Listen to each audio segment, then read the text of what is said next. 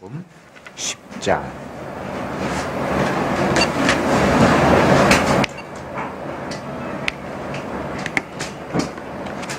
누가복음 10장 1절부터 16절 말씀까지 교독하겠습니다. 1절에 이후에 주께서 달리 70인을 세우사 친히 가시려는 각동 각처로 둘씩 앞서 보내시며 이르시되 축사할 것은 많되 일꾼이 적으니 그러므로 축사하는 주인에게 명하여 축사할 일꾼을 보내어 주소서라. 갈지어다 내가 너희를 보냄이 어린 양을 이리 가운데 보냄과 같도다. 정제나 병이나 식을 가지지 말고 길에서 아무의 도망하지 말며 어느 집에 들어가든지 먼저 말하되 이 집이 평안할지어다 하라. 만일 평안을 베는 사람이 너희 평안이 그에게 오는 것이요 그렇지 않으면 너희에게 돌아오리라. 그 집에 유하며 주는 것을 먹고 마시라. 일꾼이 그 삭슬 넣는 것이 마땅하니라. 이 집에서 저 집으로 옮기지 말라. 어느 동네에 들어가든지 너희를 영접하시면 너희 앞에 생각하는 것을 먹고 거기 있는 병자들을 고치고 또 말하기를 하나님의 나라가 너희에게 가까이 왔다 하라.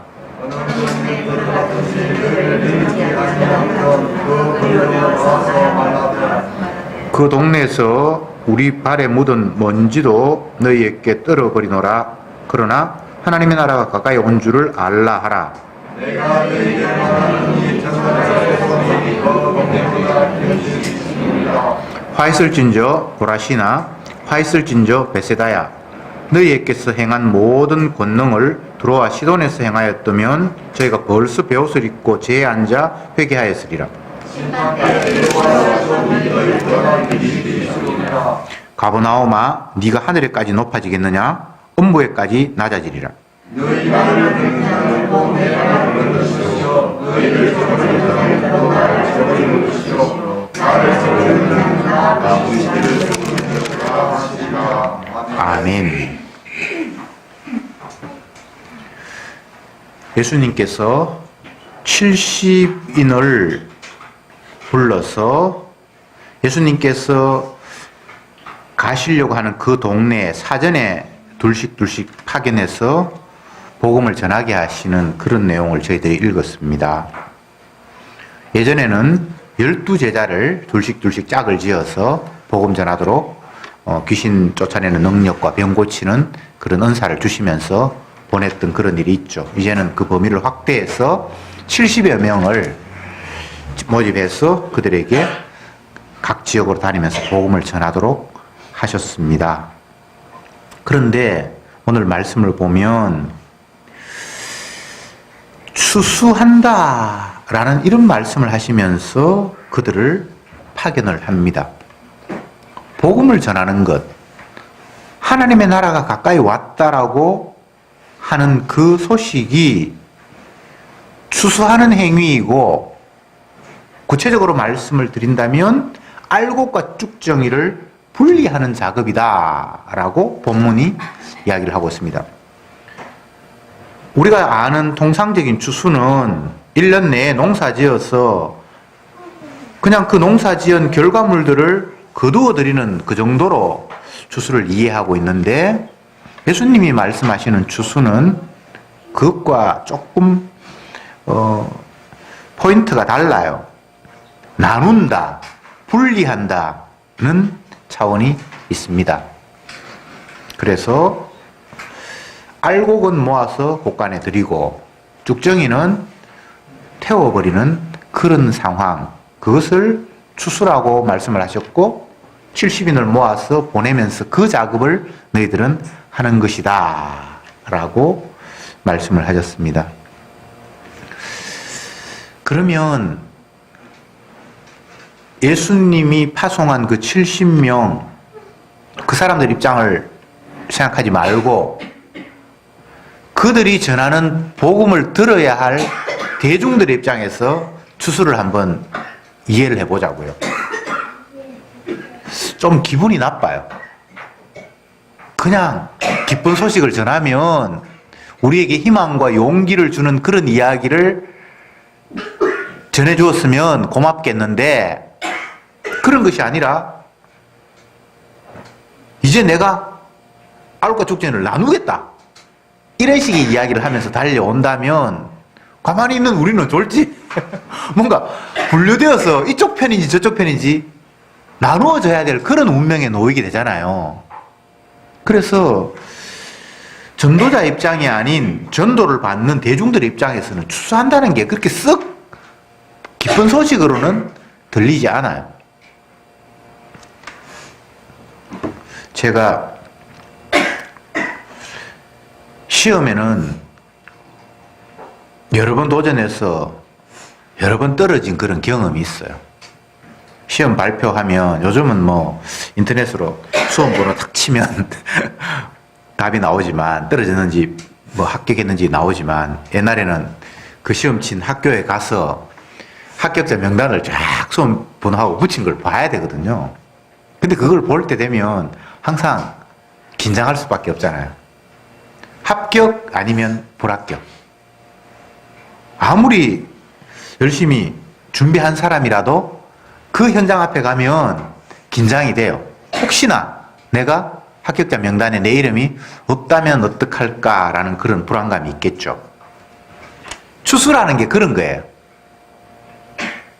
복음 전하라고 예수님이 능력을 주어서 사람을 보냈는데 기쁜 소식 전하라고. 그런데 정작 그 기쁜 소식을 듣고 있는 사람들 입장에서는 너희들이 알곡이냐 쭉정이냐를 분리하겠다고 나오니까 이게 합격자 발표장 앞에서 내 이름이 있는지 없는지를 초조하게 기다려야 되는 그런 상황이란 말이죠. 대중들이 이걸 원했습니까? 아니에요. 난데없이 주님께서 나타나셔서 알곡이 쭉정이지 내가 한번 보겠다라고 하면서 자기 사람을 파송해버렸다는 것입니다. 이게 추수예요. 오늘날 세상을 이런 관점으로 바라보는 사람이 있습니까? 아무도 그런 사람 없어요. 그냥 이 땅에 태어난 우리는 어떤 수단과 방법을 동원하든 좀 더 육이 넉넉하고 편안하고 안락한 삶을 살았으면 좋겠다라는 이 생각 말고는 없어요. 내가 알곡일까 쭉정일까? 주님께서 나를 어떻게 보실까? 나누실 텐데 내가 영원히 끄지 않는 불에 태워지지는 않을까? 내가 주님이 기뻐하시는 알곡의 위치에 내가 설까? 이런 거 염려하면서 살아가는 사람이 없어요. 혹시나 회사가 점점 어렵다고 하는데 내가 가문 대상이 되지는 않을까? 뭐 이런 염려는 있을 수 있지만 내가 과연 쭉정일까 알곡일까? 그런 생각 안 한단 말이죠. 약 한 달 전에 병원에 계시는 저희 어머니가 전화를 하셔서 그 병원이 곧 망하니까 빨리 다른 곳으로 옮겨가야 된다라는 그런 소문들이 환자들 가운데 번지고 있다라고 얘기를 하셨어요. 그래서 제가 예 알겠습니다. 만약에 옮겨가야 되면 다른 데로 내가 알아보지요. 이렇게 하고 이제 전화를 끊었는데 그래서 이제 아내를 시켜서 병원에 전화를 해보니까 아직은 뭐 결정된 건 없고 뭐 어떻게 할까를 지금 의논하고 있다 뭐 이런 이야기를 했어요. 그래서 제 아내가 그러면 옮겨가야 한다라는 걸 얼마 기간을 두고 통보를 해줄 겁니까? 뭐 한두 달 정도 여유를 줍니까? 그렇게 말하니까 한두 달 정도는 여유를 못 주고 뭐 어쨌든 통보는 할 거라 뭐 이런 이야기를 했어요. 그래서 제가 병원도 이제 또 다른 데 알아보고 이렇게 하는데 주위에 벌써 소문이 나서 병실이 거의 다 꽉 차버린 거예요. 요양병원들이. 아, 소문이 정말 무섭더군요. 그래서 병실이 비었다고 하는 데를 가보니까 거기에는 뭐 실내 화장실도 없고 좀 상황이 이제 불편하고 좀 괜찮은 곳은 다 꽉 찼다는 거예요. 그래서 결국은 버티다가 혹시나 또 다른 사람이 인수하면 너 계속 그곳에 있으면 좋겠다라는 그런 약간의 기대와 희망, 옮기는 게 쉽지 않으니까요. 우리 집하고 가까워서 원래 계시던 곳이, 그리고 또 사람들이 다 친절하다고 그러고 또 한 곳에서 익숙해져 있으니까 새로운 환경보다는 익숙한 환경이 편하다는 제 판단 때문에 그냥 누가 경영난이 어려우면 또 다른 사람이 맡아 하면 뭐 주인만 바뀌면 계속 그곳에 있으면 되지 않겠냐 이런 생각을 하고 계속 버텼는데 병원에서 아니나 다를까 전화 왔어. 일주일 후에 방 빼세요. 그래서 결국은 옮겨가게 되었습니다. 제가 이제 뭘 말씀을 드리는고 하면, 인간들은 어떻게 하든지 자기 편하고 좋은 곳, 사실 병원에 가는 것이 제에게도 편하고 우리 어머님도 훨씬 편해요. 왜냐하면 집에 있으면 사람들이, 젊은 사람 나가버리면 아무도 돌봐줄 사람이 없으니까 병원이 편하고, 제 입장에서 집에 계시면 계속 신경을 써야 되고, 어디 밖에 나가면 밥때가 되면 밥을 잡수는지 안 주는지 계속 신경을 써야 되니까 결국은 서로가 편하기 위해서 결정한 거예요. 그런데 또 병원은 또 사정이 있어서 문을 닫아야 되고, 그러니까 또 다른 데로 옮겨가야 되고, 이게 인간이 살아가는 모습이에요. 90을 넘게 사셨는데 90 아니라 뭐 200을 살아도 이 땅에 살아가는 인간은 그런 식으로 살아갈 거예요. 더 편한 곳, 더 안전한 곳, 더 안락한 곳이 어딘지를 찾아서 갈 수밖에 없어요. 우리 어머님한테 제가 물어보진 않았는데 병원이 곧 옮겨가야 된다라는 그 소식을 듣고 자기가 혹시나 갈 곳이 없어서 불안해하는 마음은 있는데, 익숙한 이 환경에서 그래도 이웃하고 친구하고 서로 어울렸던 이 사람들하고 헤어지면 어떨까 하는 그런 염려와 불안은 있는데, 정작 내가 혹시 주님 앞에 쭉정이는 아닐까, 알곡일까, 이런 걸 가지고 불안해하는지 제가 여쭤보지 않았어요. 여러분, 주님의 말씀은 굉장히 도발적이에요. 내가 평소에 염려하고 생각하고 걱정하는 그런 부분과 전혀 다른 곳으로 확 치고 들어와요. 그래서 때로는 주님이 우리 형편을 전혀 감잡지 못하는 게 아닌가. 지금 이거 알과 쪽정이를 나누는 것은 차원 문제고, 지금 당장 내가 직장에서 쫓겨날까 말까, 회사가 문 닫을까 말까, 병원이 문 닫으면 내가 갈 데가 있을까 말까라는 이런 다급한 문제가 내한테는 있는데, 주님은 그것과 전혀 상관이 없는 다른 이야기, 굉장히 먼 미래 이야기를 하는 것이 아닌가라는 생각을 우리는 가지게 돼요. 그래서 주님의 말씀이 당장 다급하다라는 실감나는 그런 말씀이 아니라고, 내가 나중에 좀 급한 일 하고 나면 그 문제 생각해 볼게요. 마치 9장에서 예수님께서 나를 따르라 이렇게 하니까, 주님 당장 지금 초상이 났는데 우리 아버지 장례식 먼저 치르고 따르겠습니다 라고 이야기하는 거 똑같은 거예요. 그리고 주님 뭐라고 이야기합니까? 죽은 자들로 죽은 자들끼리 장사를 하고 너는 나를 따라와야 된다. 그 주님 앞에 부름받은 사람, 나를 따라오라고 했던 그 사람, 하필 초상이 나서 아버지 장례 치러야 되는 그 상황에서 나를 따라가니까 누군들 주님 따르는 거는 내가 따르겠는데요, 당장 급한 불부터 끄고 내가 따르겠습니다, 이 이야기 안 하겠어요? 그 사람이 뭐 대단하게 악한 사람입니까? 평범한 사람이에요. 성경을 읽으면서 우리가 자꾸 너무 성경에 나타난 사람들을 믿음 없는 사람으로, 싸가지 없는 사람으로, 형편없는 사람으로 몰아가는 경우가 있어요. 서기관 바리새인들 보면 그런 생각 들잖아요. 근데 그렇지 않아요. 그냥 평범한 사람들이에요. 특별히 더 완악한 사람들이 아니에요. 우리와 유사한 사람들이에요. 다시 본문으로 돌아가서 주님이 70인을 불렀습니다. 처음에는 12명을 파송했는데 이제 70인을 파송하고 점점 확대해서 이제 성령 받은 모든 사람들을 다 증인이 되라고 보내는 거예요. 복음서는 그렇게 흘러가요. 저 여러분들 오늘날 70인이고 12제자라고 생각하면 돼요. 주께서 우리를 파송하시는데 이 파송하는 목적은 다른 게 아니라 하나님 나라 가까워왔다, 그 이야기를 하라는 거예요. 그러면서 지금 이 상황을 추수라고 너희들이 이해하라는 거예요. 알곡죽정이를 나누는 작업이 너희들을 통해서 펼쳐질 거라는 거예요.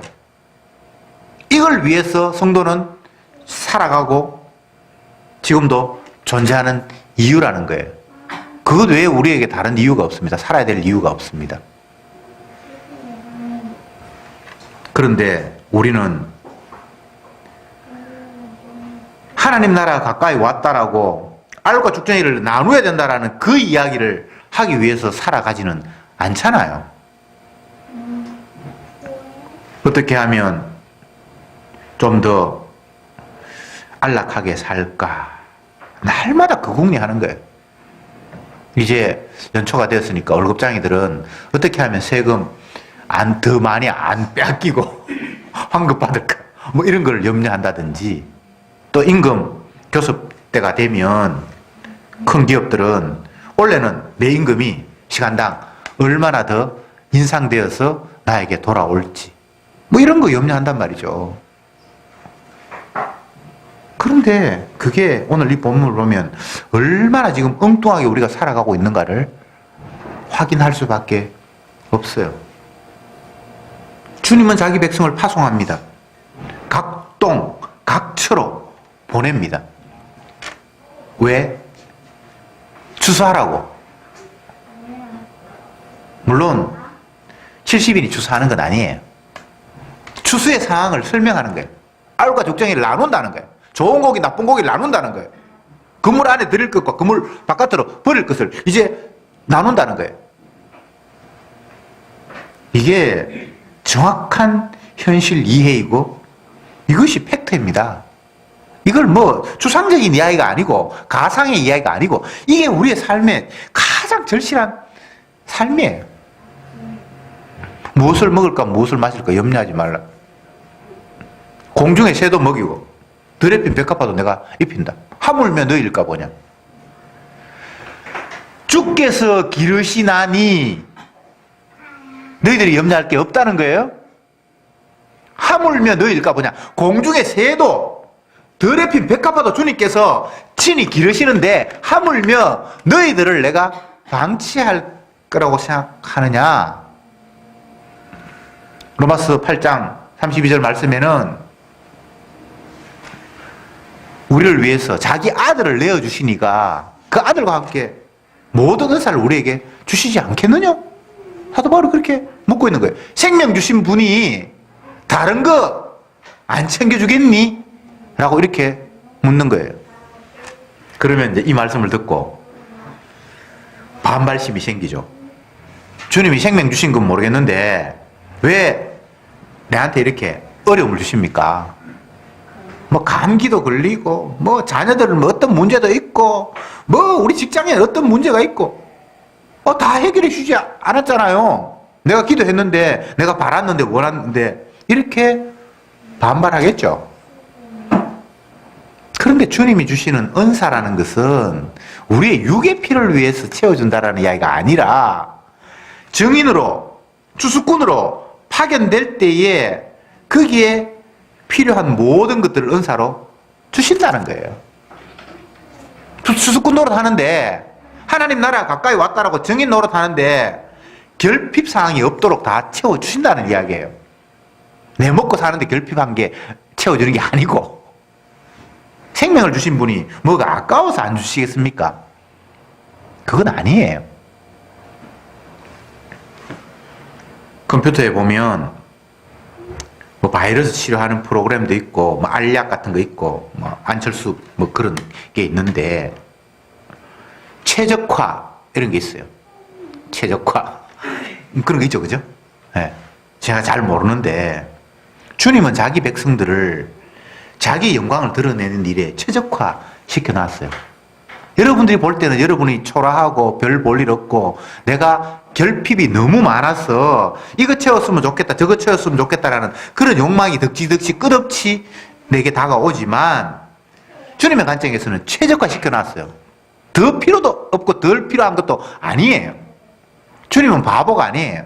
자기가 만든 생명들을 자기가 철저히 관리하시고 자기 피를 주신 그분이 우리를 그냥 아무렇게나 쓸모없다고 방치하시는 분이 아니에요. 철저히 활용하시고 이용하시는 분이에요. 그런데 왜 우리는 결핍을 느낍니까? 그게 마귀 장난이라는 거예요. 마귀 장난이에요. 재물을 섬길 것인가 하나님을 섬길 것인가. 세상은 그 둘 중에 하나다. 예수님께서 그렇게 말씀하셨어요. 다 재물에 우리의 마음이 빼앗겨 있어요. 물질이 있는 곳에 네 마음이 있느니라. 하나님께 마음이 없고 물질에 마음이 가 있다는 거예요.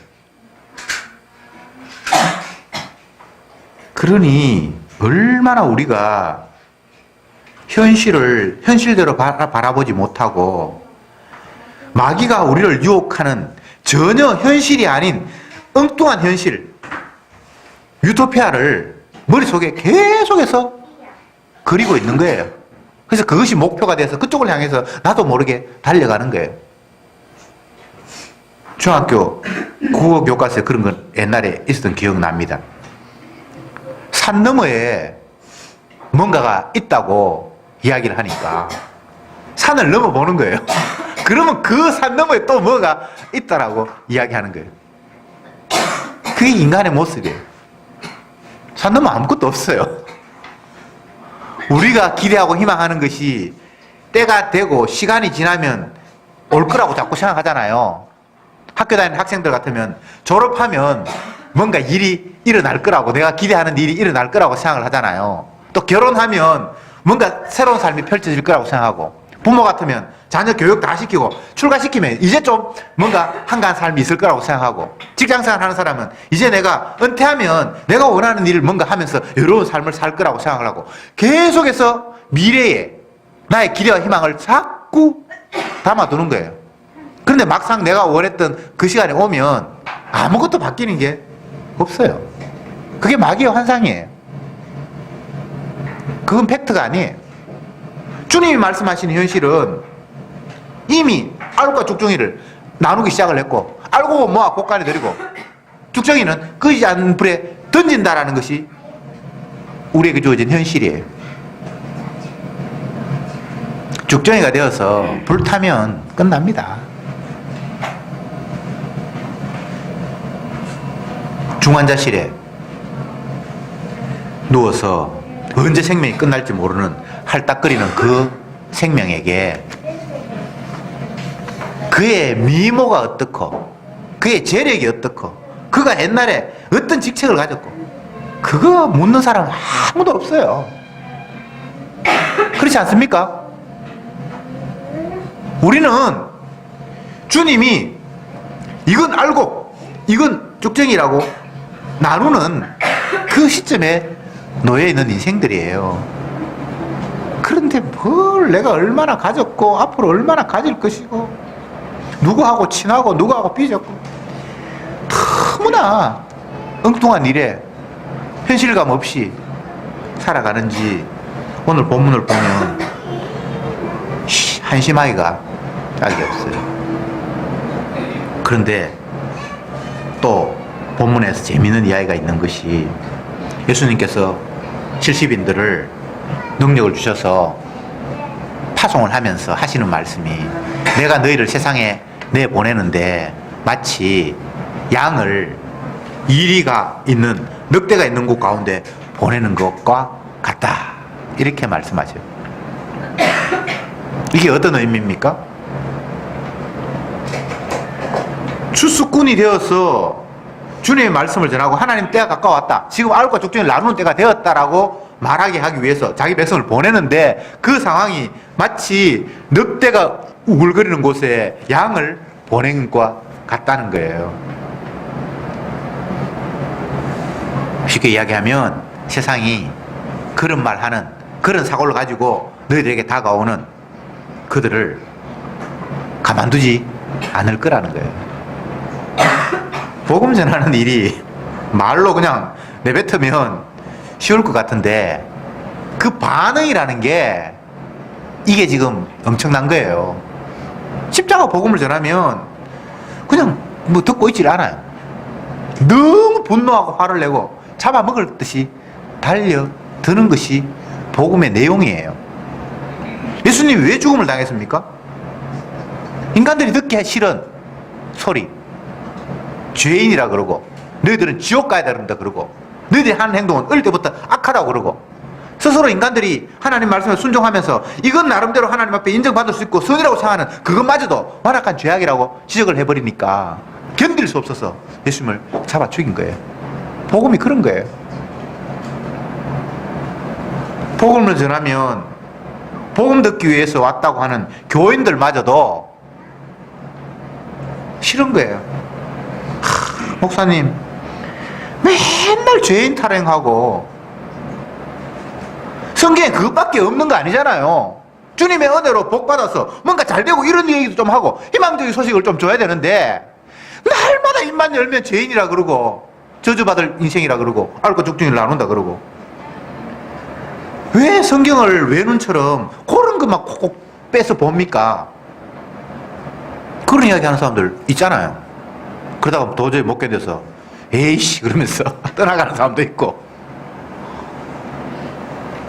복음을 듣기를 원한다고 하는 사람마저 그런데 세상 일에 바빠서 주식 올랐는지 내렸는지, 어디에 투자하면 돈 벌 건지, 어디에 아파트 분양받으면 피가 오를 것인지 이런 데 온통 관심이 있는 그들에게 알고 죽정이로 나눈다 그러고 지옥 가야 된다고 하면 재수 없다고 목을 비틀겠죠. 입을 막겠죠. 그 상황이 성경에 다 기록되어 있잖아요. 선지자가 멸망을 이야기합니다. 이스라엘의 멸망을 이야기하고 유다의 멸망을 이야기합니다. 이 나라가 바벨론의 포로로 끌려가서 잡혀 죽는다고 하고, 포로 대표에 가서 종들이 되고 아내가 창녀처럼 되고 아들은 길거리에서 거지처럼 살 것이라고 선지자가 그렇게 이야기를 해요. 근데 그 이야기 듣고 유대인들이 가만히 있었습니까? 선지자를 뺨을 때리고 옥에 가두고 입을 막고 그랬잖아요. 예수님 당시에도 똑같아요. 지금도 마찬가지예요. 그러니까 주님께서 보내면서 하시는 말씀이 내가 너희를 보냄이 어린 양을 이리 가운데 보내는 것 같다. 그러니까 이게 현실이란 말이죠. 이걸 우리가 인정을 해야 되잖아요. 근데 자꾸 이런 걸 그냥 무시해요. 아이고 뭐 밥 먹고 사는데 좀 힘들긴 힘들지만 뭐 내가 뭐 세상에서 양이 뭐 이리 가운데 보내고 뭐 이거는 뭐 내하고 전혀 별 상관이 없는 것을 우리는 그냥 이 말씀을 쉽게 덮어버리잖아요. 이것보다 더 생생한 현실은 없습니다. 복음을 안 전해서 그렇지 진짜 제대로 복음을 전해보세요. 이리한테 뜯기고 난리가 나는 게 경험이 될 수밖에 없어요. 이거 하나님이 겁주는 거 아니에요. 그만큼 세상은 복음을 싫어해요. 그러면서 이렇게 얘기합니다. 그렇지만 그렇다고 해서 너희들이 뭐 돈을 준비한다든지 여행을 위해서 뭔가 이런 걸 지팡이를 준비한다든지 그런 거 하지 마라. 12제자에게 했던 말을 똑같이 하는 거예요. 위험하고 어려우면 대비를 해야 되는데 대비하지 말라는 거예요. 왜 대비하지 말라고 하십니까? 대비해서 될 일이 아니에요. 대비할 수 있는 게 없어요. 하나님 멸망시킨다 그러면 아무리 준비해도 그게 멸망이 돼요. 그러니까 주님이 나누시는 그 나눔 속에 우리는 그냥 빨려 들어가면 돼요. 주님이 퀴즈를 하는데 나는 키에서 벗어날 거야. 퀴즈를 알죠? 이렇게 하면 죽쟁이는 바람에 휙 날리고 알곡만 모이잖아요. 주님이 이렇게 퀴즈를 하시겠다는데 나는 그 퀴에 위에 안 올라갈 거예요. 나는 분리되는 거 싫어요. 그렇게 할 수가 없는 거예요. 나는 알곡일까 죽쟁일까 그런 걱정도 하지 마세요. 그냥 주님이 나누시면 나누시는 거예요.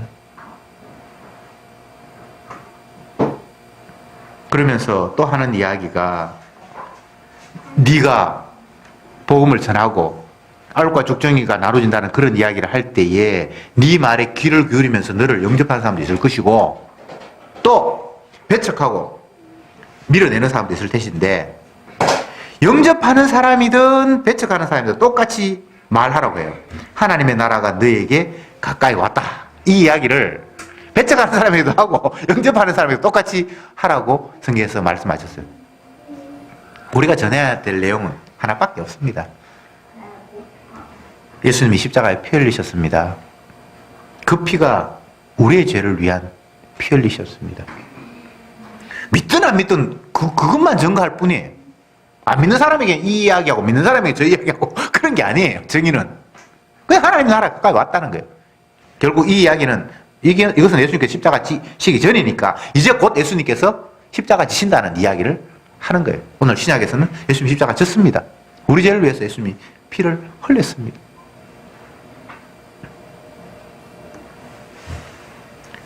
그러면 여기에서 알곡과 죽정이를 나누는 기준이 무엇인가를 또 생각해 봐야 되겠죠. 그건 하나밖에 없습니다. 주님의 십자가입니다. 하나님 나라 곧 가까이 왔다. 그래서 예수님은 십자가에서 자기 백성의 죄를 위해서 저주를 받아 죽어야 되는 거예요. 주님의 대회 속에 피가 있는 사람은 알곡으로 분류되고 주님이 대신 피 흘린 것에 해당 사항이 없는 사람이 죽정이에요. 이 기준이 이거 하나밖에 없습니다. 그런데 인간들은 알곡과 죽정이를 나눈다는 것을 동의 안 하는 사람도 있고 그건 동의하는데 그 기준에 대해서 전혀 다른 사람들이 대부분이죠. 그죠? 오늘날 종교인들, 기독교인들은 알곡과 죽정이를 나눈다는 거 동의해요. 천국과 지옥이 있다는 것에는 동의해요. 근데 그 기준이 예수님의 피가 되면 딩동댕인데 주님을 위해서 헌신했고 봉사했고 성령 받아서 권능을 행했고 방언을 했고 교회에 헌금을 했고 내가 목사님을 열심히 섬겼고 예배당 짓는데 내 땅을 팔아서 희생했고 이런 걸 자꾸 들이밀더란 말이죠. 그게 기준이 됩니까? 아무리 열심히 해도 우리의 노력이 알곡과 죽정이를 결정하는데 단 한 톨도 해당 사항이 없어요. 이걸 알아야 돼요. 그거 뭐 모르는 사람이 어디 있습니까? 이론적으로는 아는데 내 몸이 그걸 허용하지 못해요. 나 그럼 내가 나름대로 한다고 했는데 내가 왜 이렇게 어려움을 겪지? 저 사람은 뭐 아무것도 안 했는데 날마다 일만 잘 풀리고 나는 그래도 한다고 했는데 왜 내 삶이 이 모양 이 꼴이냐고 하나님 앞에 계속해서 원망과 불평을 터뜨리고 있지 않습니까? 그게 바로 기준이 지금 잘못된 거예요. 우리는 할 말이 없어요. 왜? 저주받아야만 하는 존재이기 때문에. 우리는 주님을 영접하지 않아요. 내가 세상을 살면서 주어진 내 이 환경을 알과 죽정이를 나누는 그런 세상이라고 보면 살지 않아요. 그러니까 마땅히 저주받아야 마땅하잖아요. 주님이 베풀어 놓은 현실로 인정하지 않고 다른 현실을 내가 현실로 받아들이니까 주님을 무시해도 보통 무시하는 게 아니잖아요. 아버지가 이러하다고 이야기를 했는데 그 자녀는 전혀 그 아버지 이야기하고 상관없이 다른 삶을 지금 살고 있는 거예요. 그게 아버지로부터 저주받아야 될 일 아닙니까? 어느 누가 오늘 하루를 살아가면서 주님이 알곡과 죽정이를 나누는 이 현실 속에 내가 놓여 있다라고 이것이 우리에게 가장 초미의 관심사가 되어서 말하고 행동하고 그렇게 살아갑니까? 그렇지 않잖아요. 우리가 70인이 되어서 주님이 파송하신 70인이 되어서 이제 주님이 추수할 때가 됐습니다. 하나님 나라가 가까이 왔습니다. 주님이 십자가 피 흘리셨습니다라는 이런 마음을 가지고 사람들을 대하고 있지는 않잖아요. 주님이 이야기하는 현실과는 전혀 다른 현실을 우리는 살아가고 있잖아요. 아직은 끝나지는 않았다. 언제 주님께서 재림하셔서 세상을 불러 심판할지는 모르지만 아직은 뭐 내가 먹고 살아야 되니까 직장생활을 해야 되니까 나름대로 사람들하고 어울려서 열심히 일하고 돈 벌고 저축하고 살아야지. 이게 우리의 현실관이잖아요. 그러니까 지옥 가야 마땅한 거예요. 그런데 지옥이라는 것이 참 놀라운 것이 알곡과 죽정이를 나눈다는 것이 참 놀라운 것이 이 현실관을 놓고 보면 몽땅 다 죽정이라서 지옥을 가야 되고 불에 태워져야 될 상황이에요. 그런데 그 몽땅 다 저주받아야 될 사람 가운데 주님이 대신 피를 흘리셔서 흑암의 권세에서 건지는 생명이 있다는 게 성경의 이야기예요. 그러면 그 건진받은 생명은 오로지 주님이 대신 피 흘려서 내가 살았어요. 요 이야기만 나올 뿐이에요. 나는 저 지옥 가는 사람과 달랐어요. 어릴 때부터 나는 왠지 모르게 교회 가고 싶어서 나름대로 열심히 기도하고 했어요. 이런 말을 할 수가 없는 거예요. 그냥 날마다 생각해보면 말씀 앞에서 그래 나는 주님이 이야기하는 추수의 현실을 살고 있는 게 아닌 정말 지옥 가야 될 죄인이 맞구나를 그냥 고백할 수밖에 없는 거예요. 당연히 지옥 가야 되고 당연히 저주받아야 되고 당연히 주님이 진노하실 때 그 주님의 진노 앞에 내가 1순위로 두들겨 맞아야 될 그런 존재라는 사실을 말씀 앞에서 인정할 수밖에 없는 거예요. 그런데 그런 우리를 위해서 그 아들을 대신 저주받게 함으로 말미암아 흑암의 권세에서 우리를 건져내어 하나님의 아들의 나라로 옮기셨으니 그게 아멘으로 받아들여지니까 온통 대속의 피를 흘리신 그 은혜에만 감사할 수밖에 없는 거잖아요. 여기에 인간의 행위라는 것이 어디에 틈을 비집고 들어갈 자리가 있습니까? 행위를 이야기하는 사람들은 마귀 앞잡이에요. 어떤 행위를 한단 말이에요. 우리의 행위란 날마다 내 욕망을 채우는 그 행위.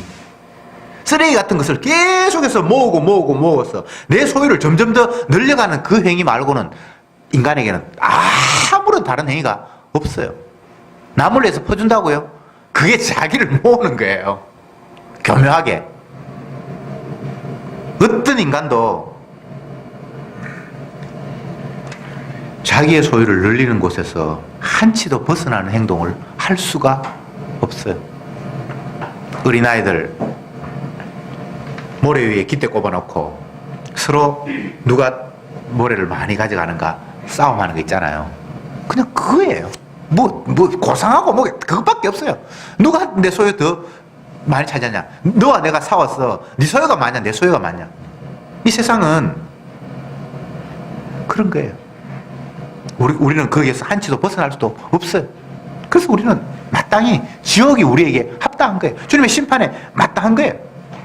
그런데 왠지 모르게 그게 알곡이 있다는 이야기를 주님이 하시는 거예요. 알곡이. 원래 알곡이 없어야 되는데 알곡이 있다는 거예요. 근데 이 알곡이라는 것은 오해하지 마세요. 주님이 보셨을 때 알곡만한 자질이 있어서 알곡이 아니에요. 당신이 피를 묻힌 생명이 있단 말이죠. 그걸 주님께서 집어내는 게 결국은 알곡이 되고 구원 얻을 생명이 되고 하나님을 찬양할 생명으로 주님께서 따로 분류하신다는 이야기예요. 마지막으로 예수님이 이런 이야기를 하셨습니다. 16절에 너희 말을 듣는 자는 곧 내 말을 듣는 것이요 너희를 저버리는 자는 곧 나를 저버리는 것이요 나를 저버리는 자는 나 보내신 이를 저버리는 것이라. 주님이 파송하셨어요. 주님이 파송한 그들 알과 쭉정이가 지금 나눠진다.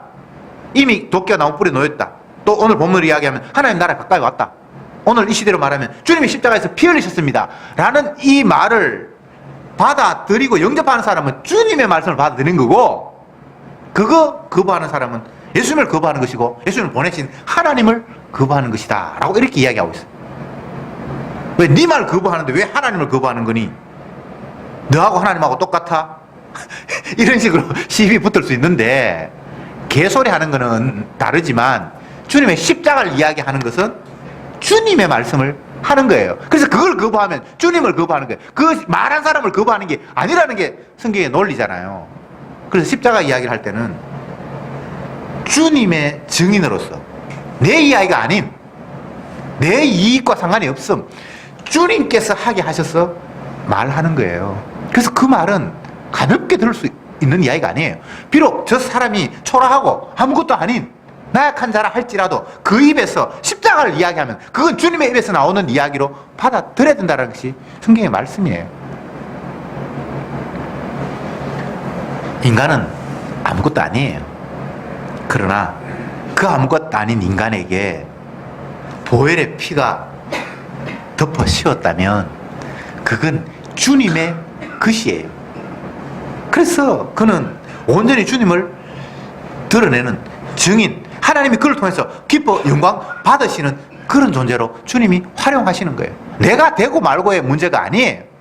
주님이 일방적으로 자기의 피를 뒤집어 쓰어서 스스로 기뻐하시는 게 주님의 구원 얻은 생명이라는 이야기를 지금 성경이 하고 있는 거예요. 결론적으로 말씀드립니다. 우리가 할 수 있는 건 없습니다. 주가 자기 택한 백성을 향해서 당신의 피를 흘려서 그 피로 우리를 뒤집어 씌워서 이건 내 거야 라고 영광 받으시는 그 주님의 현실 앞에 저와 여러분들은 오늘도 살아가고 있습니다. 기도합시다. 자기 아들을 아끼지 아니하시고 우리를 위하여 내어주신 이가 그 아들과 함께 모든 것을 우리에게 은사로 주시지 아니하겠느뇨. 주여, 제발 주님이 말씀하신 현실을 직시하는 은혜가 있게 하옵소서. 눈에 보이는 것, 그림자와 같고 안개와 같고 잠시 있다 사라져 버릴 것들이 마치 전부인 양 마음 빼앗기며 살아가는 저들입니다. 주여, 이 가상현실 말고 말씀의 현실 앞에 날마다 우리가 끌려가는 그 말씀의 현실이 정작 나의 현실이라는 사실을 고백하며 전하며 감사하며 살아가는 저들이 되게 하옵소서. 예수님의 이름으로 기도드립니다. 아멘.